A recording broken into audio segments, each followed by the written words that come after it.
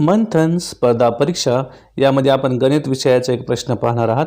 प्रश्न आहे 20 ते 40 पर्यंतच्या संख्येत 2 हा अंक किती वेळा येतो। यासाठी पर्याय आहेत 4। पहा, पहिला पर्याय 1 11 वेळा, दुसरा आहे 13 वेळा, तिसरा पर्याय 10 वेळा आणि चौथा पर्याय 12 वेळा।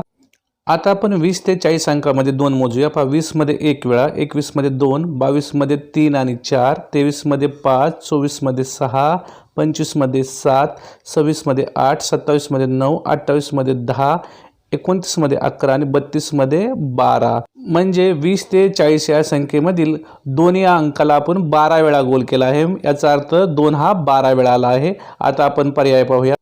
उत्तरामध्ये 12 हा पर्याय चौथ्या क्रमांकाला आहे, म्हणजेच आपला पर्याय क्रमांक 4 हे उत्तर बरोबर आहे। तर 4 चा पर्याय आपण अशा प्रकारे गोल करायचा आहे। पुन्हा एकदा भेटूया एका नवीन प्रश्नासह। तोपर्यंत सर्वांना धन्यवाद।